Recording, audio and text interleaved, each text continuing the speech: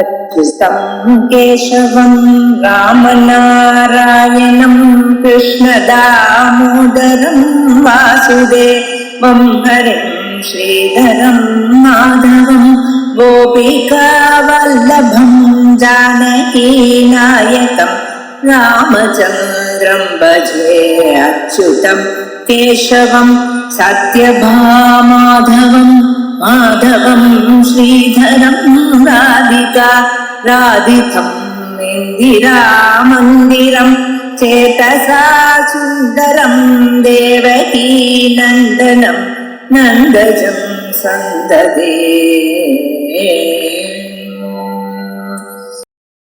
பகவானுடைய திருநாமக்கள்ல 123வது நாம சர்வகான்னு. இதற்கு முன்னால மகாதபா அப்படிங்கிற நாமாவை பார்த்தோம். தபசுல உக்ரமான தபஸ், தபஸ்வரூபமா இருக்கிறவர், தபோமூர்த்தியா இருக்கிறவர் அப்படிங்கிற ஒரு சுரூபத்தை பார்த்தோம். அவருடைய தபசு எப்படிப்பட்டது? ஞானமே அவருடைய தபஸ். நாமெல்லாம் ஞானத்தை அடையறதுக்காக தபஸ் பண்றோம். ஞானமே அவருடைய தபஸ். அவர் உலகத்தை உண்டு பண்ணும் பொழுது உலகத்தை எப்படி உண்டு பண்ணணும் அப்படின்னு நினைத்து பார்த்தார். அதான் தபஸ். இந்த ஞானமானது அவருக்கு ஸ்வபாவ சித்தமானது. நமக்கு ஞானம் புலன்கள் விஷயத்தோட சேருவதனால் ஏற்படக்கூடியது. கண்ணு ஒரு பொருளை பார்த்த பிறகு அந்த பொருளுடைய அறிவு நமக்கு வரும்.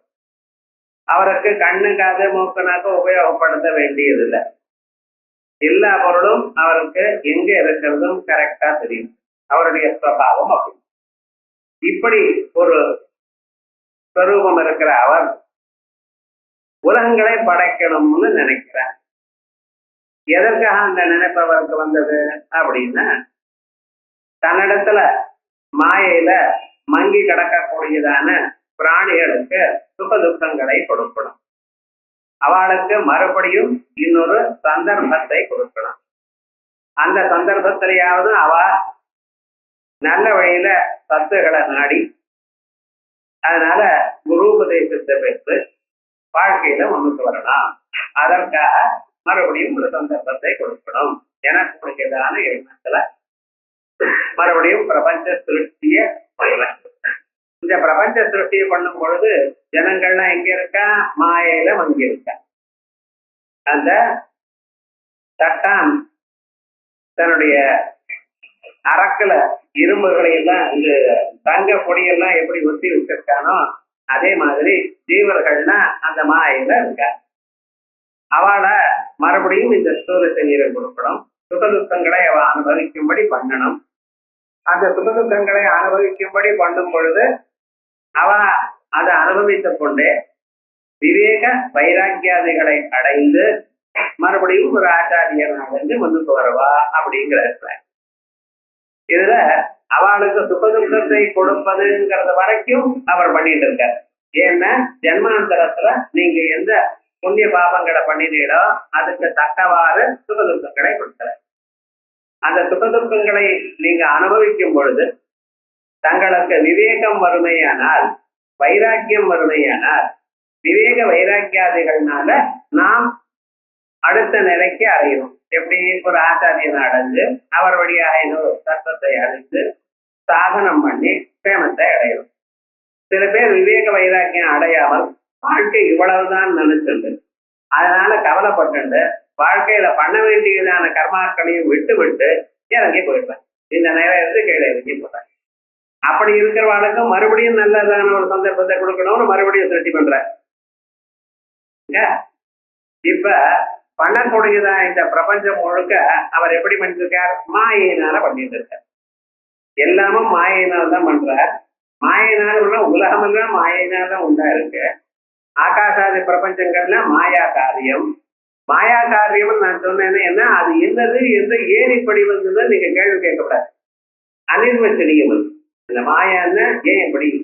ஆகாசத்துக்கு சத்தத்தை பிடிச்சுக்கிற குணம் ஏன் இருக்கு கேட்க முடியாது. நெருப்புக்கு துடுந்தன்மை என்ன ஏன் இருக்கு? ஜலத்துக்கு துடுந்தன்மை ஏன் வரக்கூடாது? நெருப்புக்கு தான் வரணுமா? அவைகள்லாம் சுவாவம்னு நீங்க சொன்னீங்கன்னா ஏன் இந்த சுவாவம்னு கேட்டா ஆன்சர் கிடையாது. ஆகையால் இந்த பிரபஞ்சம் முழுக்க மாயிக்கமாக தயார் பண்ணியிருக்கார். மாயிக்கமாக தயார் பண்ணினாலும் அந்த மாயையிலையும் சட்டம் ரூல்ஸ் இருக்கு. என்ன ரூல்ஸ்? ஜென்மாந்தர தாங்க என்னென்ன பண்ணியிருக்கோ சுத்ததுப்போம் அதுக்கு தகுந்தா போல புண்ணிய பாபங்களுக்கு தகுந்தா போல தான் வருது. மாயில ரூல்ஸ் வேணுமா சார்? சொப்பனம் வருது. சொப்பனத்தை நீங்க என்ன வாயில போட்டுக்கல காதல ஏன் போட்டுக்க மாட்டேங்கிறேன்? போட்டுக்கலாமே, சொப்னம் தானே, பொய் தானே. காதல போட்டுக்கலாமோ இல்லையோ? சாப்பாடை இல்லையும் வாயில போட்டுக்க, வாயில போட்டு பழக்கம் சார்ந்து அதே மாதிரிதான் இந்த சகல விவகாரங்களும் மாயையா இருந்த போதிலும் அதற்கு ஏனென்று சொல்ல முடியாத போதிலும் அவர் முன்னால என்னென்ன கர்மாக்கள் பண்ணியிருக்கோ அதுக்கு தகுந்த மாதிரி கொடுத்துட்டே வரார். கர்மாக்கள் அப்படின்னு சொல்றது மனுஷியாளுக்கு அவாவா பண்ணியிருந்தான கர்மாக்களுடைய பலனை அவாவா அனுபவித்துக் கொண்டிருக்க. ஆனா அனுபவிக்கக்கூடியதான பதார்த்தங்கள்லாம் மாயை தான். உங்களுடைய சரீரம் மாய, அதுக்குள்ள இருக்கக்கூடியதான மனசு, புத்தி, சித்தம், அகங்காரம் எல்லாம் மாய்க்கத்தான். பிரபஞ்சமெல்லாம் மாயைத்தான். இதுக்கு அடிப்படையா இருக்கக்கூடியதான பரமாத்மா ஒருவர் தான். மாயையா இருந்தாலும் சுகதுக்கங்கள் உண்டு. இது வரைக்கும் உண்டு அந்த பரமாத்மாவுடைய ஸ்வரூபத்தை அறிவதற்கு வரைக்கும். என்னைக்கு நீங்க பரமாத்மா ஸ்வரூபத்தை அறியீர்களோ இது மேல மாயை உங்களை விட்டு போகுது. தைவி கேட்டா குணமயி மம மாயா துரத்தியா மாமேவ ஏ பிரபத்தியந்தே மாயாமேதாம் தரந்தே. ஆகையால் பிரபஞ்சம் மாயையா இருந்த போதிலும் இந்த மாயையை நம்ம தாண்டடமையானால் இந்த கர்மால நமக்கு என்னென்ன கர்மா சொல்லியிருக்கோ ஸ்வகர்மத்தை அனுஷ்டானம் பண்ணி சித்த சுத்தியை அடைந்து அதற்கு பிறகு ஆத்ம அனாத்ம விவேகத்தை அடைந்து ஆத்ம அனாத்ம விவேகத்தினால் பரம்பொருளை அறிந்து பிறகு முக்தியை அடையணும். இப்படி ஒரு வழியை பெரிய பண்ணியிருக்கார். இதுதான் மகாதபா. இவ்வளவு பெரிய பிரபஞ்சத்தை சிருஷ்டி பண்றதுக்கு வேண்டியதான ஒரு பிளானிங் தபத்து பண்ணிட்டு இருக்க. இப்படிப்பட்டவர் எங்க இருக்க? சர்வகா, எல்லா இடத்துலயும் இருக்கார். எப்படி எல்லா இடத்துலயும் இருக்கார் அப்படின்னா தான் எந்தெந்த உலகத்தை சிருஷ்டி பண்ணினாரோ அந்தந்த இடத்துல ஊழலும் இருப்பார். வேட்டி முழுக்க நூல் இருக்கா மாதிரி. வேட்டி நூலால செய்யப்பட்டது. அந்த நூல் எங்க இருக்கு? வேட்டியில நடுக பரவி இருக்கோம் இல்லையா? அதே போல உலகத்தில் இருக்கிற சகல பதார்த்தங்களும் அவரால் செய்யப்பட்டது. அணோரணியான் மாதோமணியான், அணுக்கள்ல இருந்து ஆரம்பித்து மாற்றான பெரிய பதார்த்தங்கள் வரைக்கும் ஆகாசம் போன்ற பதார்த்தங்களையும் அவர் தான் படைத்தார். படைத்தார் என்று சொன்னால் அவைகளுக்கு ராமெட்டீரியல் அவர் தான் உபாதான காரணம். எங்க காரியம் இருக்கோ அங்கே உபாதான காரணம் இருக்கும். ஆகையால் பரமாத்மா எங்க இருக்கார்? எல்லாவற்றிலும் இருக்கார்.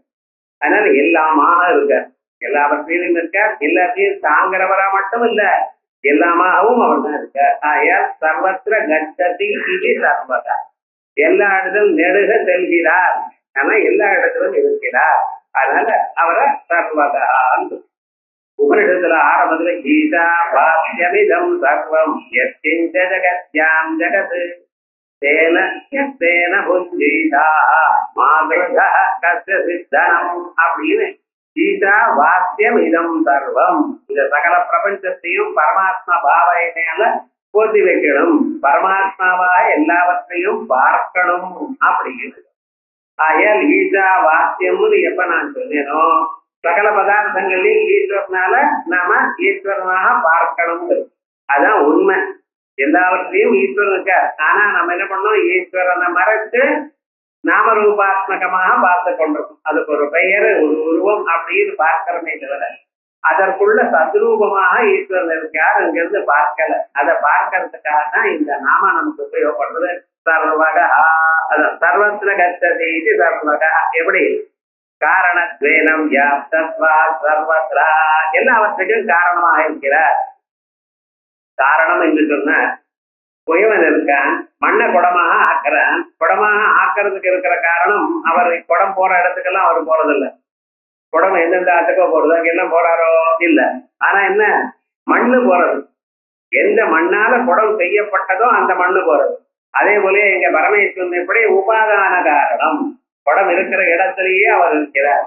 குடம்னு சும்மா சொன்னேன். குடமோ வஸ்திரமோ வீடோ செவரோ எதா இருந்தாலும் சரி அவரிடம்தான் செய்யப்பட்டது. அவர் எல்லா பதார்த்தங்களும் இருக்கார். என்ன சார் பரஸ்பர விருத்தமான பதார்த்தங்கள் எப்படி இருக்கும்னு பால்ல இருந்து தான் பசுமாட்டுல இருந்து பால் வந்தது, பால்ல இருந்து தயிர் வந்தது, தயிர்ல இருந்து மோர் ஆக்கினேன், மோரை வந்து வெண்ணெய் ஆக்கினேன், வெண்ணெயில இருந்து நெய் வந்தது. இந்த நெய்யுக்கும் பாலுக்கும் ஏதாவது சம்பந்தம் உண்டோ? நெய் பார்த்தேன்னா பால்ல இருந்து வந்ததுன்னு தெரியறது உங்களுக்கு தெரியலையே.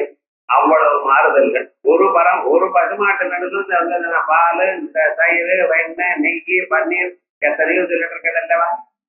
இவைகள்லாம் எப்படி ஒவ்வொன்றுக்கும் விருத்த கர்மங்களோட இருக்கு. பாலுக்கு வாசனை இல்லை, அதுக்கு சாதாரணமா தான் இருக்கு. தயிரை குளிக்கிறது, மறுபடியும் அந்த தயிரை கடைஞ்சி மோராக்கி அதுல இருந்து எடுத்ததான வெண்ணையோ நெய்யோ அதுக்கு வேற வாசனை வருது. நெய்க்கு வேற வாசனை உண்டு, ஆனா நெய் குளிக்கல. என்ன சொல், தயிர் குளிச்சது நெய் குளிக்கலன்னு அதுதான் நீ கேட்கல. நீங்க இதான் மாயங்கிறது. ஏன் இப்படின்னு உங்களால கேட்க முடியாது வாருங்கள் கொடுக்க. ஆனால் அந்த பசு நெய் தானே சொல்றேன், பசு வெண்ணெய் பசு நெய் தான் சொல்றேன். அந்த பசுங்கிறது எல்லாருமே அனுமதிக்கிறதோ இல்லையோ, பொருள்களானது அந்த காரணம் மாதிரியே இருக்கணும் எனக்கூடியதான நிர்பந்தம் இல்லை. அது சில சமயத்துல இதுல இருந்து வந்ததா எனக்கூடியதான அடையாளமே தெரியாத அளவுக்கு மாறிவிடலாம். ஆய சர்வத்ர கச்சதி காரணத்தேன வியாபிதத்வா சர்வத்ரா. இப்ப சர்வகா அப்படின்னு சொன்னேன். எங்கு இருக்கக்கூடியதான பொருளை நாம் அறியணும். எங்கும் அவர் இருப்பதனால்தான் எல்லாவற்றையும் அறிந்திருக்க. நாம் இங்க இருக்கோம், இங்க இருக்கும் பொழுது இங்க இருக்கக்கூடியதான பொருள்களை அறிகிறோம். ஆனா எட்டி இருக்கக்கூடியதான பொருள்களை அறிகிறோமா? அறிய முடியாது. ஏன்னா உங்க புலனுக்களுக்கு ஒவ்வொரு நிலை இருக்கு, அது வரைக்கும் தான் பார்க்கும். கண்ணுன்னு சொன்னா ஒரு 100 அடி வரைக்கும் பார்க்கும். அதுக்கு மேல இருக்கிற பொருளால கண்ணால பார்க்க முடியும். உங்க காதும் கொஞ்ச தூரம் வரைக்கும் இருக்கிற சத்தத்தான் கேட்குமே தவிர அதுக்கு அப்பாற்பட்டதாக சத்தம் இருந்தால் அது கேட்க முடியாது.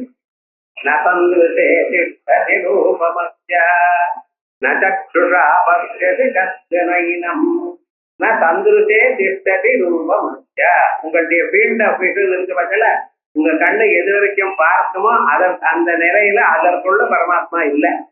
அதனாலதான் உங்க கண்ணால பார்க்க முடியல. அதனால நமக்குன்னு ஒரு சின்னதான ஒரு இடம் இருக்கு, அதுக்குள்ளதான் பார்ப்போம், அதுக்குள்ளதான் கேட்கும். நம்ம புலன்களுக்கு அவ்வளவுதான் திறமை இருக்கு. இயற்கை இருக்குமையா அவங்களால பார்க்க முடியாது. இது சாதாரணமா நம்ம பார்க்கிறோம். ஆனா பரமாத்மா எங்க இருக்காருன்னு அவர் தான் எந்தெந்த பொருள் அவருடைய எவரால் தயார் செய்யப்பட்டதான பொருள்கள் எங்கெங்க இருக்கோ அங்கெங்க இருக்காருன்னு சொன்ன உலகங்கள் முழுக்க 14 புவனங்களும் அவர் செய்யப்பட்டதான பொருள்கள் அல்லவா? அதன் அந்த இடத்துலயும் அவர் இருக்காரு இல்லையோ? அத்தனை இடத்துலயும் அவர் இருக்காருன்னா அங்கங்க இருக்கிற பொருளானது அவருக்கு தெரியுமா தெரியாதா? அதனால்தான் சர்வமா அறிந்து கொண்டிருக்காரு என்று சொன்னீங்கன்னா நீங்க இந்த ரூம்ல இருந்து இந்த ரூம்ல இருக்கிற விஷயம் தான் உங்களுக்கு தெரியும். வெளியில இருந்து அந்த அங்க இருக்கிற பொருள் தான் உங்களுக்கு தெரியும். எங்கும் இருக்கிற பரமாத்மாவுக்கு எங்கெங்க இருக்கக்கூடிய பொருள் தான் தெரியும். அதனால சர்வகா ஆனத்தினால அவர் என்ன ஆயிட்டார்? சர்வவிது, எல்லாமும் அறிந்தவரா ஆயிட்டார். அது சர்வம் வேதி விதி சர்வவிது. இந்த விதுங்கிற ஒரு தாத்து இருக்க பட்சல அது விதுல லாபேன்னு ஒரு தாத்து இருக்கு, விதுல ஞானேன்னு அர்த்தம். விதுல ஞானேன்னா வேட்டின்னு அர்த்தம் சொல்லணும், விதுல லாபேன்னா விந்ததின்னு அர்த்தம். விந்ததி எல்லாமாவும் அடைகிறார், எல்லாவற்றையும் அடைகிறார், எல்லாத்தையும் அறிகிறார். வேற அறியறது மட்டும் இல்லாமல் எல்லாவற்றையும் அடைகிறார். மண்ணு குடத்தினுடைய நிலையை அடைந்தது, நூலாந்து வேஷ்டி நிலையை அடைந்தது, செங்கலாந்து செவராக மாறித்து, பானாந்து தயிர் நிலையை பெற்றது. இவையெல்லாம் என்ன ஆச்சு?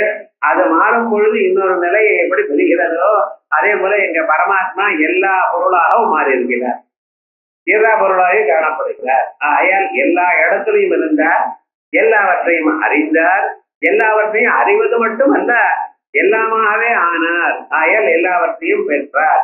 அதனால சர்வவிதுன்னு 2 அர்த்தம் சொல்லிருக்கேன். எல்லாவற்றையும் அறிந்தார்னு ஒரு அர்த்தம், எல்லா நிலைகளையும் அடைந்தார். சர்வவிது சர்வம் வேத்தி விந்ததி கிதிவா சர்வவிது. அதோட முடிச்சார். அது வெறும்னு எல்லா இடத்துலயும் இருக்கிறது மட்டும் இல்லை சார், அவருக்கு அங்க இருக்கிற பொருள்களை எல்லாம் ஒழித்து கொண்டிருக்கிறார். இந்த ஒழிக்கிறதுன்னு லைட்டு போட்டு இருக்காருன்னு நினைக்காதீங்க, அதனுடைய அறிவை நமக்கு வரும்படி பண்ணுகிறார். இப்ப குடம் இருட்டறையில இருந்தால் உங்களுக்கு கண்ணு இருக்கு, ஆனா இருட்டறையில குடம் இருந்தா உங்க கண்ணு பார்க்குமோ? பார்க்காது. ஆனா அதுவே பூனை இருந்தா அறியுமான்னு நன்னா அறியுது. பூனைக்கு தெரியுது, உங்களுக்கு தெரியல. கண்ணு ஒரே மாதிரி தான் இருக்கு. ஆனா அந்த பூனை கண்ணுக்கு என்ன விசேஷம்னா இருட்டறையிலையும் பார்க்கக்கூடியதான ஒரு நிலை அதுக்கு இருக்கு, உங்களுடைய கண்ணுக்கு இல்லை. ஆனா உலகத்துல எல்லா பொருளும் நீங்க பார்க்கணுமே ஆனால், கண்ணால பொருள்களை பார்க்கணுமே ஆனால் தங்களுக்கு என்ன வேணும்? பொருள் இருந்தா போறாது, உங்களுக்கு கண்ணு இருந்தா போறாது. ஆனா என்ன வேணும்னா அந்த பொருளுக்கு மேல வெளிச்சம் விழும். பொருளுக்கும் வெளிச்சத்துக்கும் சம்பந்தம் ஏற்பட்ட பிறகுதான் உங்க கண்ணு அதை பார்க்கும். உங்க கண்ணை பார்த்தா மட்டும் போறாத, கண்ணுக்கு பின்னால மனசு இருக்கணும். மனசு கண்ணோட சேர்ந்தா தான் ரிஜிஸ்டர் ஆகும். அந்த மனசை ஒழிக்கிறதுக்கு பின்னால பரமாத்மா இருக்கணும். பல்பு மட்டும் இருந்தா போறாங்க, கரண்ட் சப்ளையும் இருக்கணும். கரண்ட் சப்ளையும் இருந்தாலும் மெயின் சுவிட்சில இருந்து வரணும். அதே மாதிரி தான் மெயினா எங்க இருக்கு? ஆத்மா. அந்த ஆத்மாவானது மனசோட சம்பந்தப்படுறது. எப்படி சம்பந்தப்படுகிறது அப்படின்னா மனசுல பிரதிபலனத்தை அடையுது. பிறகு அந்த மனசு கண்ணோட சேருகிறது. மனசு கண்ணோட சேர்ந்த பிறகு கண்ணானது பொருளோட எப்பொழுது சேருமோ அப்பொழுது அந்த பொருளுடைய அறிவானது நமக்கு ஏற்படும். இது சாதாரணமாக நமக்கு நடக்கக்கூடியதா. இப்ப கண்ணு பொருளோட சேரணுமே ஆனால் அந்த பொருளுக்கு மேல வெளிச்சம், வெளி வெளிச்சம் ஒண்ணு இருக்கணும். சாதாரணமான வெளிச்சம் இல்ல, சூரியனுடைய வெளிச்சமோ சந்திரனுடைய வெளிச்சமோ, அதாவது இந்த லைட்டினுடைய வெளிச்சமோ ஏதோ ஒண்ணு இருக்கணும். அது இருந்தா தான் உங்க கண்ணு அது மேல சம்பந்தப்படும். கண்ணு மனசோட சேரும், மனசு ஆத்மாவோட சேரும், ஆத்மாவில ஞானம் வரும். அப்படிங்கிற நகையம் இருக்கணும். இப்படி இந்த முறையில வருது. உலகத்துல இருக்கக்கூடியதான ஒவ்வொரு பொருளையும் பிரகாசிக்கணும். அப்பதான் நமக்கு தெரியும். மற்ற பொருள்களையும் பிரகாசிக்கட்டும், இருட்டையும் உங்களுக்கு காட்டி கொடுக்கணும். இருட்டா இருக்கு, இருட்டை இந்த வெளிச்சத்தை போட்டா காட்டுறது இருட்ட. அப்ப எல்லா பொருளையும் உங்களுக்கு காட்டி கொடுப்பதற்கு அவர் ஒரு ஒளியை அது மேல செலுத்துறார். அந்த ஒளி செலுத்தினதான் உங்களுக்கு அந்த அறிவு வருது. எல்லா பொருளும். அதனாலதான் குடத்தை பார்த்த பிறகுதான் குடமானது நமக்கு அறியப்படுகிறது. அது இல்லைன்னா குடத்தை பார்க்காமலே உங்களுக்கு குடம் வரட்டுமே, குட ஞானம் வரட்டுமே அப்படின்னு கேட்டா என்ன பதில் சொல்ல போறேன்? நீங்க உங்களுக்கும் குடத்துக்கும் சம்மந்தம் இல்லை சார், நான் கண்ணால பார்த்த பிறகுதான் எனக்கும் குடத்துக்கும் கான்டாக்ட் ஏற்பட்டு குடத்துடைய அறிவு வருது எனக்கு. அப்ப என்ன? அந்த குடமானது உங்களோட சம்பந்தப்பட்டால் உங்களுக்கு அறிவு வரும். அதே போல உங்களுக்கு அறிவு வரும்படி தூண்டுபவர் யாருன்னு அந்த பரமாத்மா. அதனால சர்வவி பானோ, பானோன்னு ஒளியை கொடுப்பவர். நீங்க எந்தெந்த பொருள்களை பார்க்கிறீங்களோ அந்தந்த பொருளுடைய அறிவு உங்களுக்கு வரும்படி அனுகிரகம். நம்ம என்னமோ சிம்பிளா நம்ம நினைக்கிறோம். பகவான் உங்களுக்கு எவ்வளவு சகாயம் பண்ணுகிறார் என்கிறது நல்லா யோசனை பண்ணி பார்த்தா தான் தெரியும். உங்களுக்கு எல்லாம் கண்ணெல்லாம் நல்லா இருக்குது சார், ஒரு பொருளை பார்த்தாலும் அறிவே நமக்கு வரலைன்னா எப்படி இருக்கும் வாழ்க்கை? எப்படி இருக்கும்? சூன்யமா இருக்கும். உலகத்துல ஒண்ணுமே தெரியும். இந்த அறிவு நமக்கு வரணுமையினால் என்ன பண்ண, இதை நீங்க பார்த்ததுமே அந்த பொருளுடைய அறிவு உங்களுக்கு வரட்டும் அப்படின்னு அவர் அனுகிரகம் பண்ணியிருக்கார். அந்த ஒளியை உங்களுக்கு கொடுத்ததுனாலதான், அறிவை உங்களுக்கு வரும்படி அனுகிரகம் பண்ணினதுனால்தான் அது. அவர் தான் அனுகிரகம் பண்ணினான்னு எப்படி சார் தெரியும்னு? அவர் அனுகிரகம் பண்ணலைன்னு தெரியல. என்ன கண்ணால பார்த்தாலே சில பேருக்கு பொருள் தெரிய மாட்டேங்கிறது பார்த்தா. அந்த கண்ணால அதோட சம்பந்தப்படணும், அப்புறம்தான் உங்களுக்கு தெரியும். அந்த கண்ணையை சம்பந்தப்பட்டால் அறியக்கூடியதான கண்களை அவர் தான் உங்களுக்கு கொடுத்தார். அந்த கண்ணுக்கு பார்க்கக்கூடியதான திறமையும் அவர் தான் உங்களுக்கு கொடுத்தார். ஏன்னா பிறக்கிறதுக்கு முன்னாடி எப்படி இருந்தது? வெறும் ஒரு பிந்துவா தானே இருந்தது. அதுல இருந்தானே இப்படி வந்தது. கொஞ்சம் யோசனை பண்ணீங்க, உங்க சரீரத்துல இத்தனை பதார்த்தங்கள் தோணிட்டே, இத்தனை பதார்த்தங்கள் உண்டாச்சு, எப்படி உண்டாச்சு? ஏதாவது நினைச்சு பார்க்க முடியுமா? புரியல. அத்தனை பதார்த்தங்களும் உங்களுக்கு அந்த பரமாத்மா கொடுத்திருக்கா. ஆயா எல்லாவற்றையும் உங்களுக்கு அறியும்படி கொடுத்திருக்கிறதுனால அவருக்கு நம்ம என்ன பேர் இருக்கோம்? அனுபோ.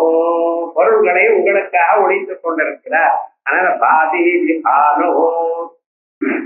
அதோட மட்டும் இல்லை, சாதாரணமாக ஒரு ஒளி இருந்தா மட்டும் போராது, ஸ்பெஷலா ஒளி வேணும். அப்பதான் நமக்கு நல்லா புரியும். ஜெனரலா மந்தாந்தகாரமா இருந்தா போராது. அது நாம் அறியக்கூடியதான ஒரு தன்மை வேணும். அதற்கு தனியாக பிரகாசிக்கிறார். அதான் எத ஜெகத் பாபயதே கிலம் சமேவபாந்தம் அனுபாதி சர்வம் சத்யபாசா சர்வமிதம் விபாதி. உள்ளூர இதயத்துக்குள்ள ஒரு ஒளியா இருக்க, அந்த ஒளியினால பொருள் மேல விழுந்து பார்த்து அறியப்படுகிறது. ஆனா அந்த பொருள் உங்களுக்கு அறியக்கூடியதான நிலைக்கு வருவதற்காக சூரியன் சந்திரன் இப்படிப்பட்டனா தேஜஸ்களை தயார் பண்ணியிருக்க. சூரியன் ஒளித்து அதனுடைய கிரணங்களை அவர் ஒளியை குடத்துக்கு மேல போடுவார். பிறகு நீங்க கண்ணானது அதை போய் பார்க்கும். அப்பொழுது இந்த கண்ணு அந்த சூரியன் ஒளியோட சேர்த்துதான குடத்தை பார்க்கும். அப்புறம் உங்களுக்கு ஞானம். சூரியனுடைய ஒளி சேராம குடம் இருந்ததையானால் உங்க கண்ணு அது மேல பார்த்தாலும் ஒண்ணும் ஆகாது. அப்ப என்ன பண்ணிட்டு இருக்கிறவர் முதல்ல பாக்கிய தேஜோ ரூபமாயிருந்து கொண்ட பொருள்களை சாதாரணமாக ஒழித்து எல்லோருக்கும் பார்க்கக்கூடியதான நிலையை அளித்து யார் அதை பார்க்கிறார்களோ அவர்களுக்கு விசிஷ்ட என்னென்ன ஞானம் வரணும் என்று அனுகிரகித்தார். பார்க்கிறவன் அந்த அறிவை அடையலாம், பார்க்காதவன் அந்த அறிவை அடையல. ஆனா அந்த குடமானது உலகத்துல எல்லோருக்கும் பிரகாசிக்கும். சூரியனுடைய கிரணங்கள் அந்த குடத்து மேல விழுமையானால் யாராலும் பார்க்கலாம். ஆனா யாரு பார்க்கிறானோ அவனுக்குத்தான் அறிவு வரும், மற்றவனுக்கு அறிவு வர. இதான் பாருங்க, இந்த இது நெருப்பு அங்க இருக்கு. நெருப்பு இருந்த போதிலும் யாரு கிட்ட போறாளோ அவளுக்கு தான் அவளுடைய ஒரு குளிரானது நீங்கும். எட்டி அங்கேயே இருந்தோம் அந்த குளிர் நீங்குமோ? நீங்க அதே போல பகவான் என்ன பண்ணிருக்க, தன்னுடைய அர்த்தாவதாரம் தன்னுடைய நாமாக்கள் தயார் பண்ணி வேண்டுதல் வச்சிருக்க. யார் அதை கடைபிடிக்கிறானோ அவனுக்கு நல்லது நடக்கும். யார் பண்ணலையோ அவன் பாட்டுங்க வந்துட்டு இருக்கான், அவன் கர்மாவை அனுபவிச்சுட்டு இருக்க. ஆகையால் எல்லோருக்கும் நல்லது நடக்கணும் என்று எல்லாவற்றையும் ஒழித்துக் கொண்டிருக்கிறார். ஆகையால் அவருக்கு என்ன பேரு? பானுகோ.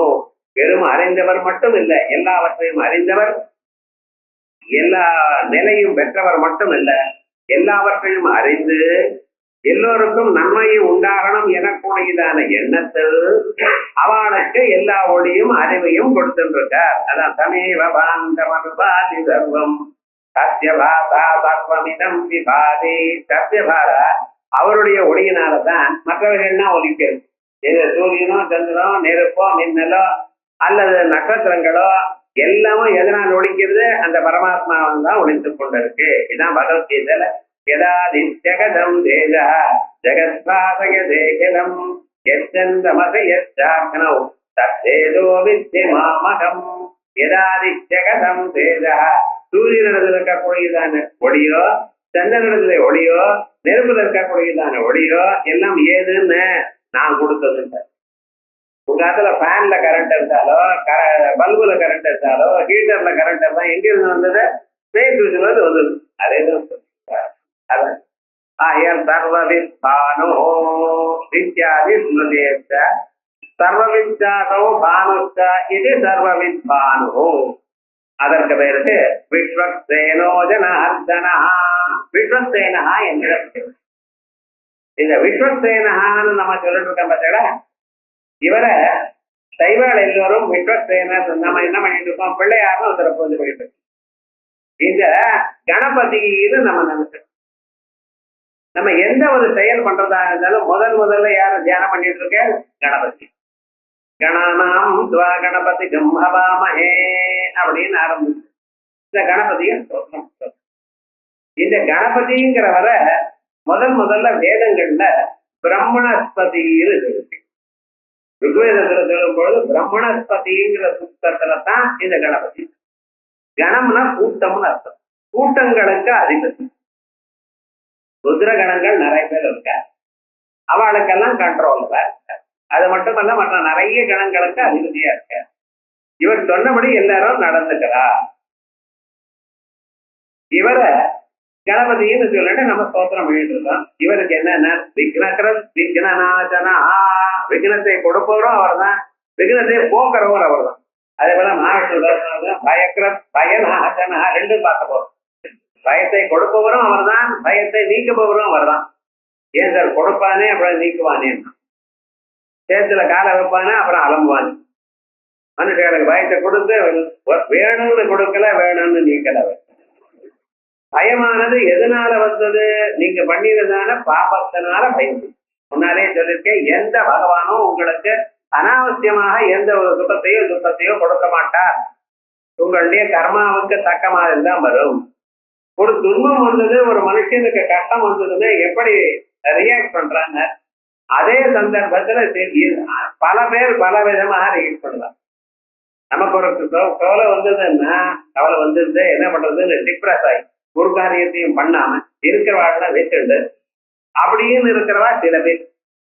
கவலை வந்து இன்னொருத்தருக்கு கவலை வந்தது, அவர் என்ன பண்ணார், நமக்கு கவலை வந்திருக்கு, சரி கவலை வந்து அனுபவிச்சு தீர்ப்போம், இன்னொருத்தரை பத்தி நம்ம கவலையப்பட வேண்டாம், என்ன பண்றது வந்து தலையெழுது அப்படின்னு விட்டுருவா.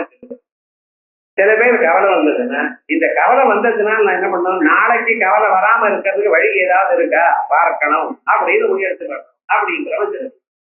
இது மேல இந்த கவலை பர்மனண்டா நமக்கு வராம இருக்கிறது என்ன வழி அப்படின்னு வச்சிருக்கு. அவளுக்கு தான் வைராக்கியம். இந்த வைராக்கியம் வர்றதுக்கு எப்படி இப்படி. அதனால ஒரு மனுஷன் ஒரு சந்தர்ப்பத்துல ஒரு விதமாக தான் நடந்து கொள்வான் எனக்கூடியதான நிர்பந்தம் இல்லை, பல விதமாக நடந்து கொள்கிறான். இப்பொழுது இந்த கணபதி என்ன பண்ணிட்டு இருக்காரு உங்களுக்குன்னா, உங்களுடைய மனசுல இருக்கக்கூடியதான பாபங்களை நீக்கி உங்களை நல்ல வழியில தோண்டிட்டு இருக்கார், காயத்ரி மந்திரம் மாதிரி. அதேதான் கணபதிக்கு ரொம்ப விசேஷம். அவருக்கு ஒரு வாகனம் இருக்கு.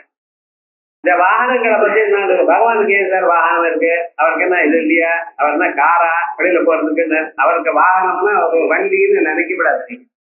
ஏன்னா அவர் தான் சர்வவித சர்வஜானம் சர்வசக்திகரமா இருக்கு. எங்கே போனாலும் மனசால நினைச்சா அங்கே போயிடுவார். அதுக்கு வாகனம் இருக்குது. நமக்கு வேற வழி இல்லாததுனால பெட்ரோல் போட்டுட்டு காரை வச்சுட்டு அதுக்கு மெயின்டெனன்ஸ் கட்டிட்டு அவஸ்தைப்பட்டு எதோ பண்ணிட்டு இருக்கு. ஆனா விவகாரம் என்னன்னு, அவர் அப்படியெல்லாம் கிடையாது. அடுத்த கணம் நான் இங்கே வேற எங்கேயாவது பிரம்மலோகத்தில் இருக்கணும் என்ன கண்ணை போட்டு அங்கே இருப்பாரு, இங்கே ஆஃபா அங்கே ஆன, அவ்வளவுதான். ஒரு சில தேவதைகளுக்கு அந்த சக்தி இருக்கு. அப்படிப்பட்டதான சக்தி இருக்கிறப்ப அவளுக்கெல்லாம் வாகனங்கள் எதிர்க்கு. அல்லது இந்த வாகனங்களை பார்த்தீங்கன்னா, இந்த வாகனத்தை இதனால போறதுன்னா ரொம்ப கஷ்டம். ஒரு எலியை வச்சுட்டு எலி மேல உட்கார்ந்து கணபதி போகணும், எவ்வளவு நேரம் ஆகும் பாருங்க. அதே போல காக்கா சனீஸ்வரருக்கு வாகனம்னு சொல்றேன். அவர் போகணும்னு நினைச்சாருன்னா, காக்கா பறந்து போனேன்னா இவருக்கு வெயில் படுமா படாங்க, இதை யோசனை பண்ணினோமா நம்ம பட. அப்ப இதுக்கு தத்துவம் என்ன, கொஞ்சம் யோசனை பண்ணி பார்க்க, தத்துவங்களை யோசனை பண்ணி.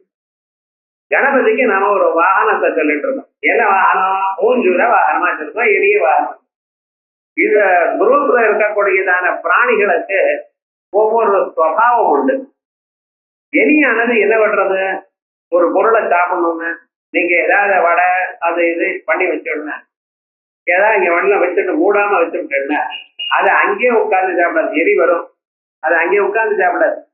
அதை எடுத்துட்டு போயிட்டு நீங்க எங்க துணிமணிகள்லாம் பட்டப்படவெல்லாம் வச்சிருக்கீங்களோ அந்த இடத்துல கொண்டு போய் இதை வச்சு கொஞ்ச தூரம் அதையும் சாப்பிட்டு இந்த புடவையும் கடிச்சுட்டு அப்படி போகும். அதனுடைய சுவாவம் அது என்ன, அதனாலதான் அதுக்கு மூஷகம்னு தெரிஞ்சு. மூஷகம்ங்கிறதுக்கு முஷஸ்தேங்கிற சாது, திருடி சாப்பிடுவது. ஆனா அதனுடைய வழக்கம். அதனால்தான் அது என்ன பண்றதா, உங்க மனசுல இருக்கக்கூடியதான பாபங்களை மனசுல வைக்காமல் அது வேற இன்னொரு இடத்துக்கு எடுத்துட்டு போய் அங்கே அதை க்ளோஸ் பண்றது.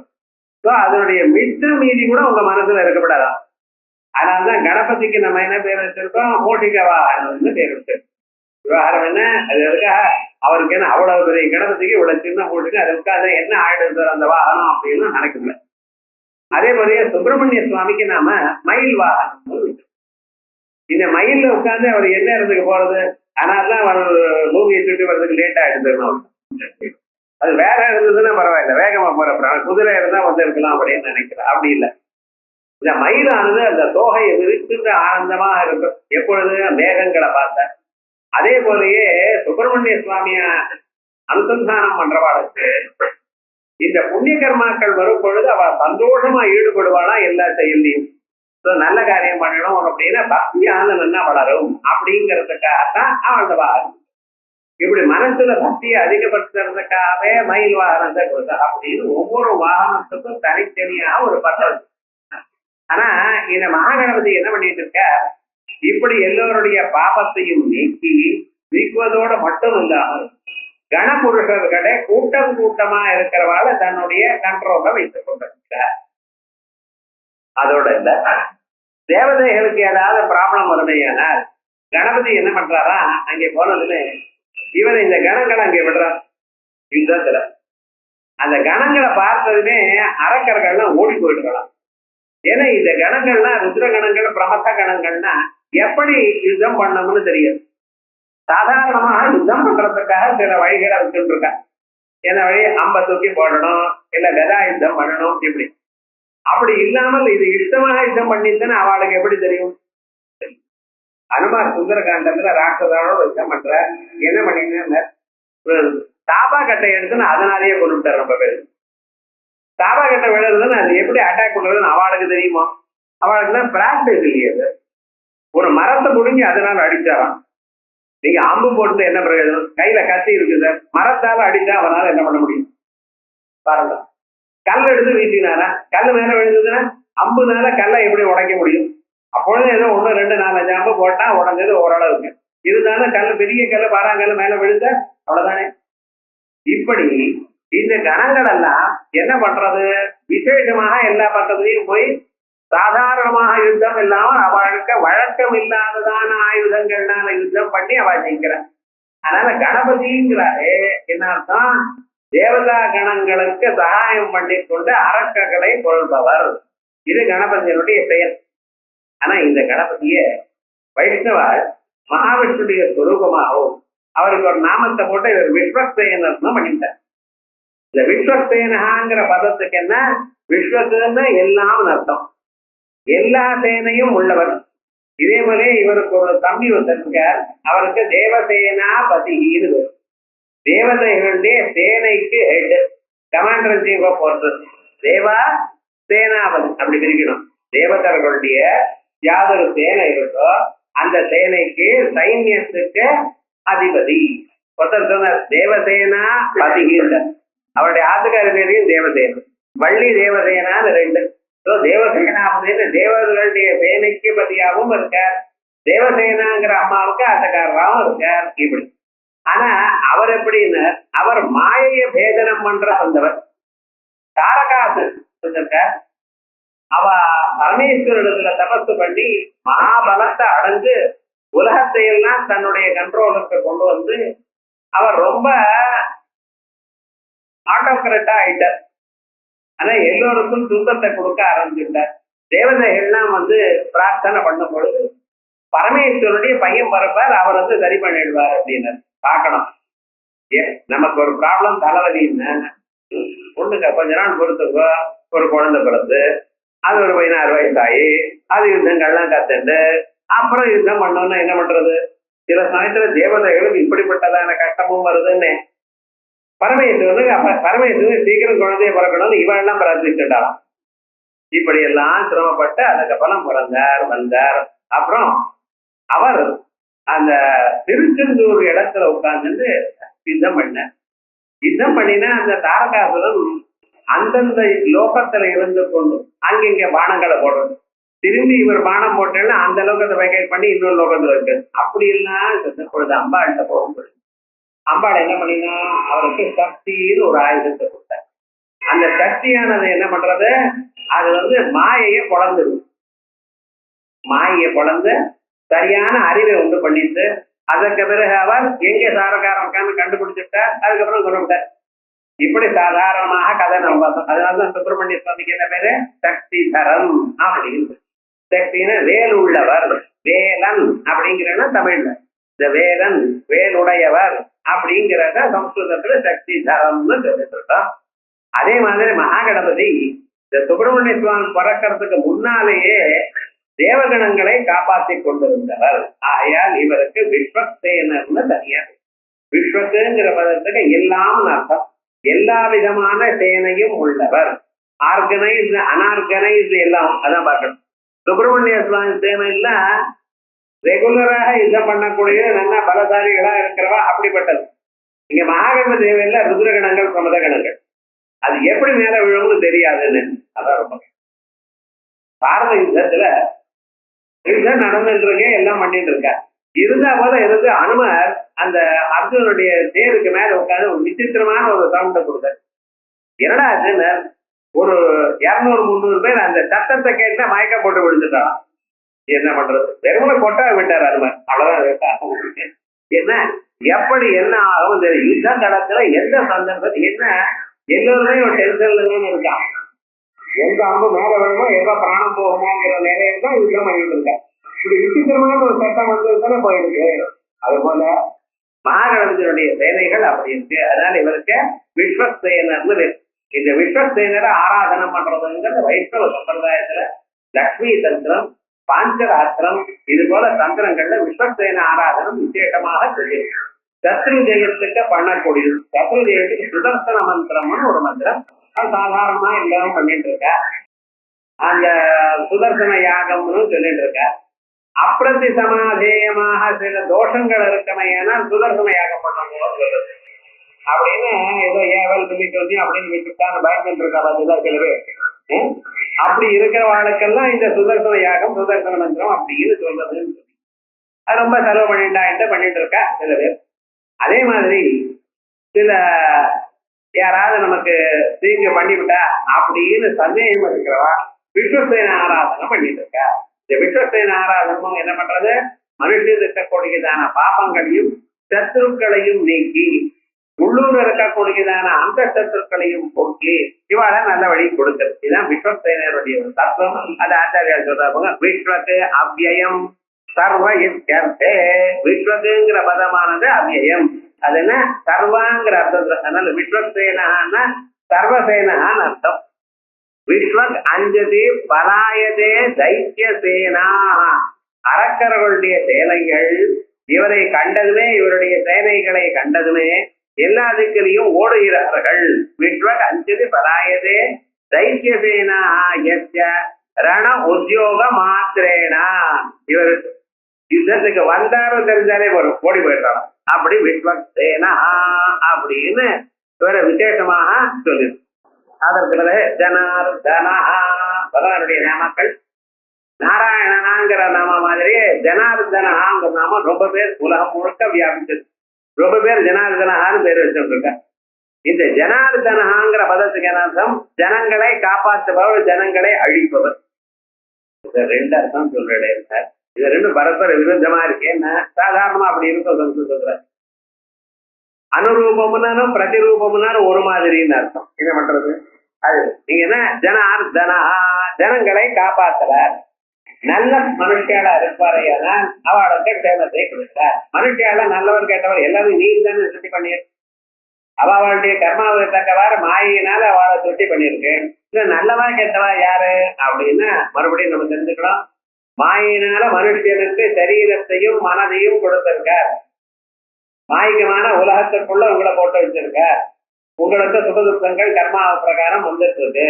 ஆனாலும் அதை அனுபவிக்கிற காலத்துல நாம் நல்ல வழியில திரும்பி சத்துக்களை நாடி நல்ல வழியில சாஸ்திரியமான ஒரு ஒழுங்காக நம்ம வாழ்க்கையை கடத்து கொண்டிருந்தோமே ஆனால் அவளுக்கு தேவை.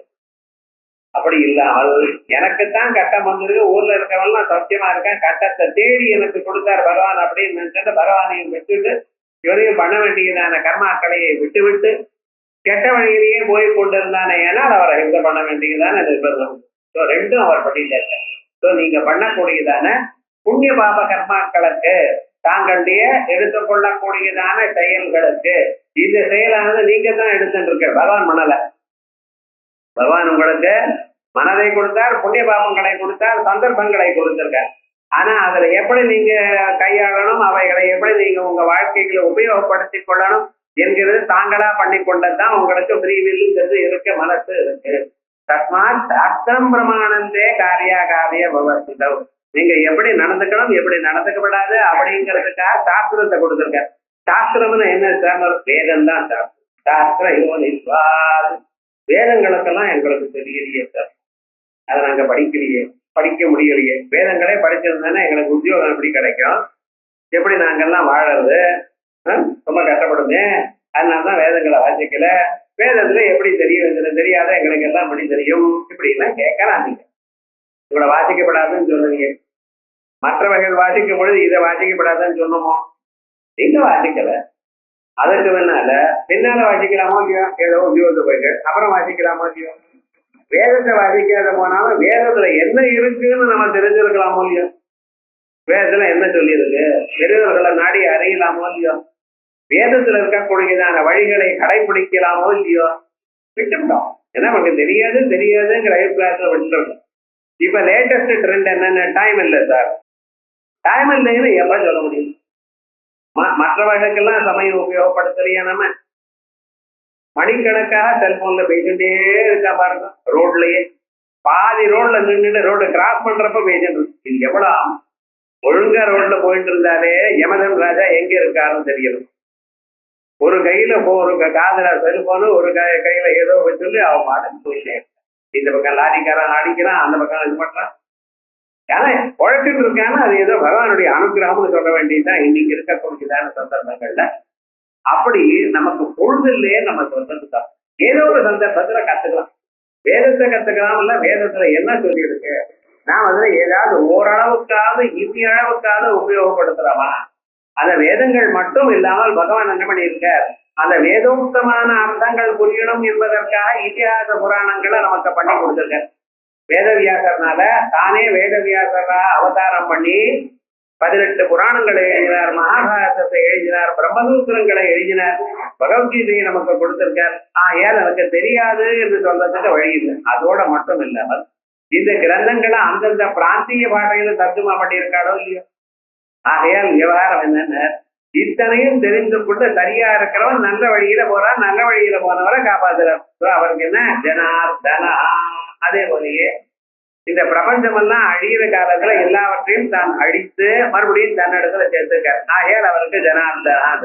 ஜனங்களை தன்னிடத்தில் சேர்த்துக் கொள்வதனால் ஜனார்தனன் என்றும், ஜனங்களை நல்ல வழியில இருக்கிறவாளை காப்பாத்துறதுனாலையும் அவருக்கு ஜனார்தனன். 2 விதமாக ஜனார்தனன்.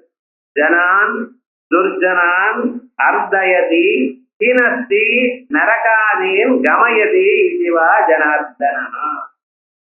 ஜனங்கள் கெட்ட வழியில இருக்கிறவா, பாபம் பண்ணின ஜனங்கள், அவளுக்கெல்லாம் நரகாதி லோகங்களை அளிக்கிறார். பலமத உபபத்தே. யாரார் என்னென்ன கர்மாக்களை பண்ணினார்களோ அந்தந்த கர்மாக்களுடைய வினைகள் அவளுக்கு கிடைக்கணும் என்று கரெக்டா பார்க்கிறார். இந்த கர்மாக்களுடைய பலத்தை கொடுப்பது என்கிறதுல பரமாத்மா ஒரு வழியை வச்சிருக்காரு. இன்னைக்கு நீங்க கர்மா பண்ணிட்டீங்கன்னா இந்த கர்மாவுக்கு என்ன பலமோ அந்த பலம் இன்னைக்கு எடுத்து வச்சு பலமாக எடுத்து வச்சு விடுவாரு.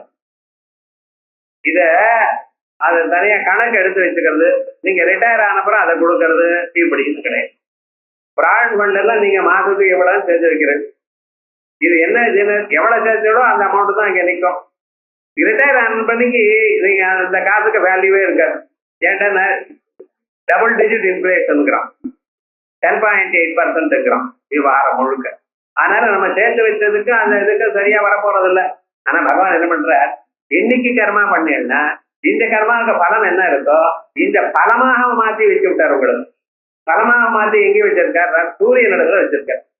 ருக்வேதோக்தமான கர்மாக்களை பண்ணா சூரியனுடைய கிழக்கு திக்கரியும், எதிர்வேதோக்தத்துல பண்ணக்கூடியதான கர்மாக்களை பண்ணா சூரியனுடைய மேற்கு திக்கரியும், சாமவேத கர்மாக்களை பண்ணினேன் ஆனால் சூரியனுடைய உத்தர திக்கரியும், அதே போல அதர்வ வேத கர்மாக்கள்னா சூரியனுடைய தட்சிண திக்கரியும், தாந்திரிகமான கர்மாக்கள் பௌராணிகமான கர்மாக்கள் பண்ணல சூரியனுடைய மேல் திக்கரியும் சேர்த்து வச்சு இந்த சூரிய மண்டலம் சேஃப்டி டிபாசிட் லாக்கர் மாதிரி யார் யார் என்னென்ன புண்ணியம் பண்ண புண்ணியங்கள்லாம் சேர்த்து.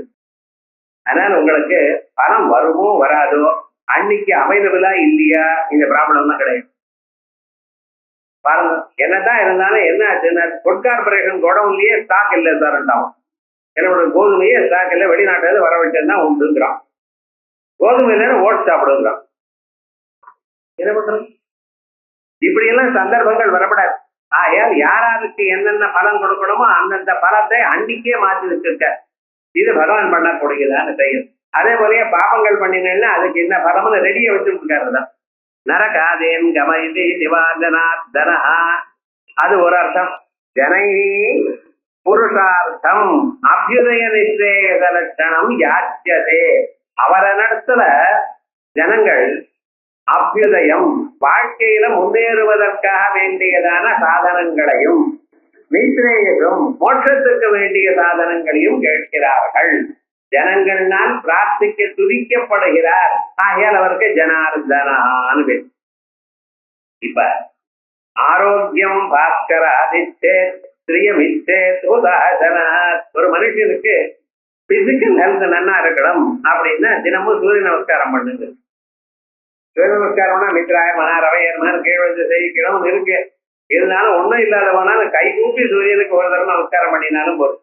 இங்க சந்தியாவந்தனத்துல காலம்பரான மித்திர நேதமோ தேவசியாதானதி அப்படின்னு சூரிய நமஸ்காரம் பண்ணிருக்கேன் ஒவ்வொரு நாளும்.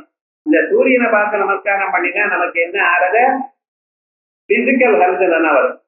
மாத்தியானிக்க வேலையில சூரியனை பார்த்து நமஸ்காரம் பண்ணும் பொழுது ஒரு முத்திரையை போட்டு சூரியனுடைய கிரணங்களை விட்டு சூரியனுடைய சென்டர் போர்ஷன் அதை மட்டும் பார்க்கிறேன். அதை பார்த்தா பருத்ரோகம் மம சூரிய பரிமாணம் ஜனாதயா நீங்க பார்த்துக்கிறேன். இதயத்தில் இருக்கக்கூடியதான ரோகங்கள்லாம் போகட்டும், மஞ்சகாமால எனக்கு வராம இருக்கட்டும். அது மத்தியான சூரியனை பார்த்தா அவ்வளவு கேட்டும். ஏன்னா அந்த சூரியனுடைய கிரணங்கள் விடாம அந்த சென்டர் போர்ஷன் மட்டும் பார்த்தேன்னா அது மஞ்சகாமால வராம இருக்கிறதுக்காக சொல்லி பார்க்கறதா அவ்வளவு சக்தி இருக்குன்னு கண்டுபிடிச்சிருக்கா நம்ம முன்னோர்கள். அதே போலயே நீங்க ஏதோ வெள்ளிக்கிழமை ஒரு கணபதி ஹோமம் பண்ணினேன் ஆத்துல. என்ன இந்த ஹோமம் பண்றதுனால ஹோமம் பண்ண என்ன ஆகும்? ஆத்துல நிறைய ஐஸ்வர்யம் சேர்ந்தா என்ன பண்ணணும்? 4 பேருக்கு தானம் பண்ணணும். அது நிறைய சேர்ந்ததுன்னு சேர்த்து வச்சுக்கிறது இல்லை. நம்மளால முடிஞ்சது 10 பேருக்கு தானம் பண்ணின கிடையாது. அது ஃபேமஸ்.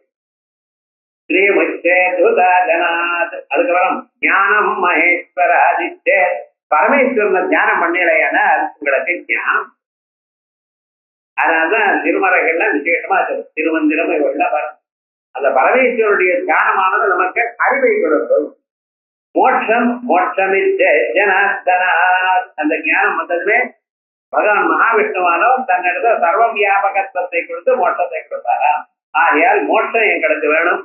மோட்சம் வேணுங்கிறது மட்டுமல்ல, இன்டர்மீடியரா தொல்லைகள்லாம் இருக்கப்படாது. பணம் நிறைய இருக்கணும், வீட்டுல கவலைகள்லாம் இருக்கக்கூடாது, சந்தோஷமா இருக்கணும் அப்படின்னு நினைக்கிறது இன்சிடென்ட் சிலது கிடைக்கும். ஆகையால் அப்படிப்பட்டதான அவைகளுக்கெல்லாம் பகவானை பிரார்த்திக்கிறதுனால பகவானுக்கு என்ன பேரு? ஜனார்தனஹா. ஜனைஹி புருஷார்த்தம் அபியுதய நிஸ்ரேயச லட்சணம். அபியுதயம் வாழ்க்கையில முன்னேறுவதற்காகவும் நிஸ்ரேயசம் மோட்சத்திற்காகவும் ஜனங்கள்னால் துதிக்கப்படுகிறார். ஆகையால் அவருக்கு என்ன பேரு? ஜனார்தனா அப்படின்னு முதல் லைன். சர்வக சர்வ வித்வானோ விஸ்வக்சேனோ ஜனார்தனா. அதற்கு வேத வேதவிதம் யங்க வேதாங்க வேதவித்கவி அப்படின்னு அடுத்த நாமம். இதெல்லாம் எல்லாம் வேதத்தோடு சேர்ந்து. இதுல இந்த லைன்ல ரொம்ப தரம் நிறைய தரம் விட்டு வச்சிருப்போம். இருந்தாலும் இந்த லைன்ல ஒரே நாம 2 தரம் வருதுன்னு கவனிக்கிறோம். வேதவிதுங்கிறத ஒரு லைன்லயே 2 தரம் வருது. வேத வேதவிது அவ்யங்கா ஒரு தரம். பிறகு வேதாங்க வேதவித் கவி வேதத்தை அறிந்தவர். ஒரே லைன்ல பகவானுக்கு 2 நாமாக்கள் ஒரே லைன்ல போட்டிருக்காரு. வேதவிது வேத ஒரு தரம் சொன்னா போறாதோ? இது விஷ்ணு சஹஸ்ரநாமத்துக்கும் லலிதா சஹஸ்ரநாமத்துக்கும் இருக்கக்கூடியதான பேதம் இதுதான். லலிதா சஹஸ்ரநாமத்துக்கு முன்னாலேயே வார்த்தைகள்கிட்ட அம்பா சொல்லிய என்னுடைய 1000 நாமாக்களை நீங்க பண்ணணும். இதுல எந்த நாமமும் ரிப்பீட் ஆகப்படாது, அர்த்தத்திலையும் ரிப்பீட் ஆகப்படாது, சப்தத்திலையும் ரிப்பீட் ஆகப்படாது. 2 தரம் படிச்சிருக்கேன் சார், 2 வேற அர்த்தம் சார், இந்த கதையே கூடாது. அப்படிதான் இருக்கும். அப்படி செய்யப்படும். மகாவிஷ்ணு சஹஸ்ரநாமத்துல அப்படி கிடையாது. ஏன்? விஷ்ணு சஹஸ்ரநாமத்துல பாஷ்யக்காரர் யாரு? பீஷ்மாச்சாரியர். அவர் பகவானை எதிர்க்க பார்த்து கொண்டு அவருடைய தன் மனசுல அப்பப்ப தோணிதான ஸ்வரூபத்தை இதயத்திலிருந்து தானா வந்து இருந்து ஃப்ளோ தி ஹார்ட்டுங்க அந்த பக்தி உத்ரேகத்தினால வந்து ஒரு வியக்தியானவர் தன் சரீரத்தை வீணாளா தியானம் பண்ணி அந்த ஸ்வரூபம் எதிர்க்க வரும் பொழுது அவரை விட்டு அப்படியே கதறி சொல்லிட்டு இருக்கக்கூடியவர்கள். அது எப்படி? அந்த பகவான ரதாங்கபாணி ரட்சோப்யா சர்வ பிரஹரணாயுதா அப்படின்னு தேர்தல் கிருஷ்ண பரமாத்மா அவர் கீழே இறங்கி இவர் மேல அம்ப எடுக்கணும், ஆயுதத்தை எடுக்கணும்னு நினைக்கிற காலத்திலேயே ஒரு கையில ஆயுதம் வந்து சேர்ப்ப அந்த ஸ்வரூபத்தை பார்த்து ஆஹா காலமே நான் சொன்ன வார்த்தையை நான் மறந்துட்டேன், பகவான் மறக்கலையே அப்படின்னு நினைச்சேன். கடைசியில இப்படித்தான் ஒரு கோலத்தை என் பிராணம் போகும் பொழுது நான் பார்ப்பேனா என்று நினைத்ததனால் அதை நோட் பண்ணி அவருக்கு பிராணனை விடணும் எனக்கூடியதான எண்ணம் எப்பொழுது வருதோ அப்ப எதிர்க்க வந்து நிக்கிறார் பகவான். பகவான் என்ன பண்ணிட்டு இருக்க, உங்க எதிர்க்க நான் நிக்கிறேன். ஏன்டா நீங்க எப்ப சரீரத்துல பிராணனை விட தயார் பண்றீங்களோ அந்த சமயத்துக்கு நான் அந்த உருவத்தோட நிற்பேன் அப்படின்பா.